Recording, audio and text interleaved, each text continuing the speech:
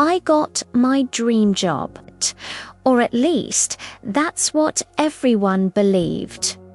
The truth was far more humiliating.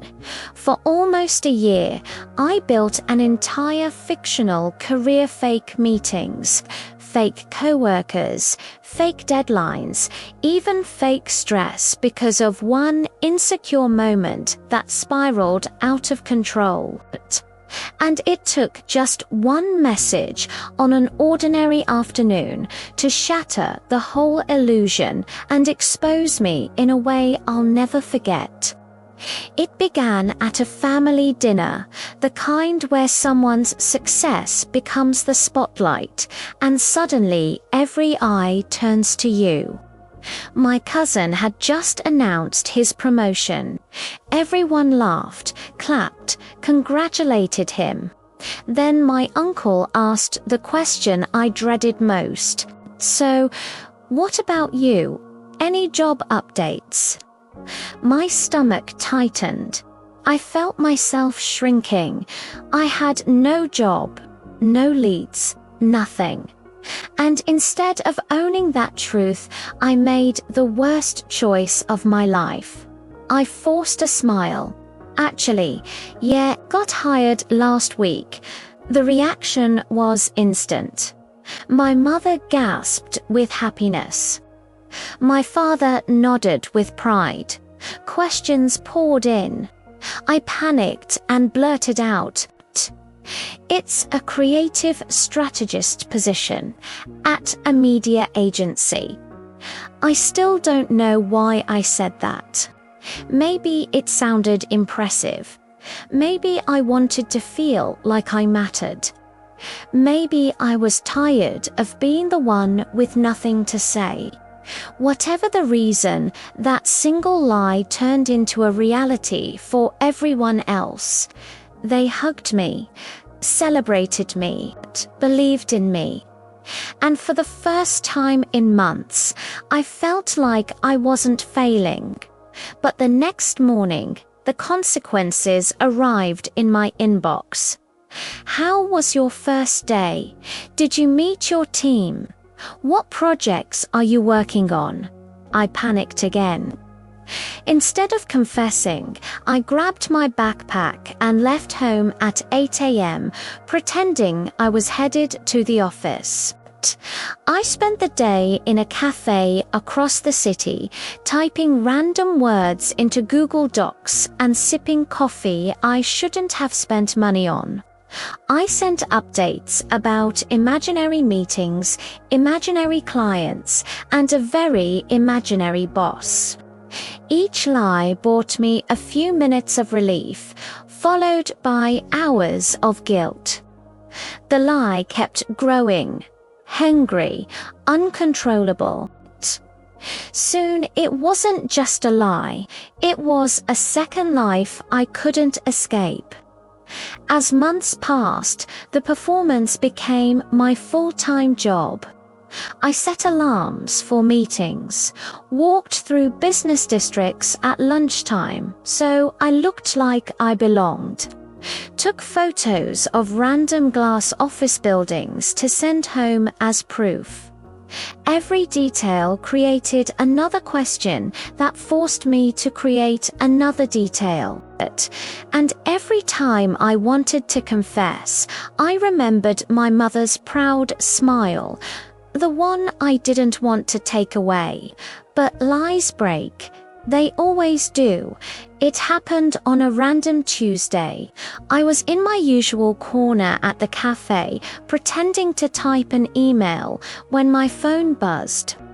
It was from Sarah, my best friend, the one person who could always see through me. "Hey, I'm near your office. Let's grab lunch. I'll wait outside." My heart plummeted. She didn't ask, she said she'd wait. I rushed out, practically running, and when I turned the corner, there she was, standing in front of the building I had pretended to work in 4 months, confusion written all over her face. Why did you come from the opposite direction? She asked softly. Her voice wasn't angry, just concerned. Somehow, that hurt even more. I opened my mouth, but nothing came out. She studied my face, really looked at me and then whispered, "Tell me the truth. Where do you actually work?" That single question cracked everything open.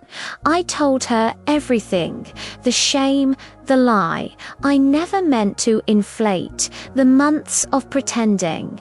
She didn't yell. She didn't judge.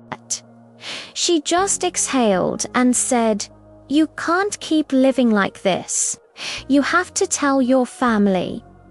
That night, I walked into the dining room feeling like I was walking into a storm. My parents were seated, waiting. The words I lied hit the room like a stone dropped into deep water. My mother's face crumpled. My father leaned back, eyes locked on mine, silent but devastating. I explained everything, the pressure, the fear of failing, the stupid moment that spiraled into months of deception. My mother quietly wiped her tears. My father didn't speak for the longest time. When he finally did, his voice was steady but heavy. "You didn't fail because you didn't get a job," he said. "You failed because you didn't trust us with your truth." That sentence stayed with me. For days, I felt guilt, but also relief. The secret was gone. The exhausting performance was over. Trust had broken, yes, but at least I could finally breathe. Then something unexpected happened.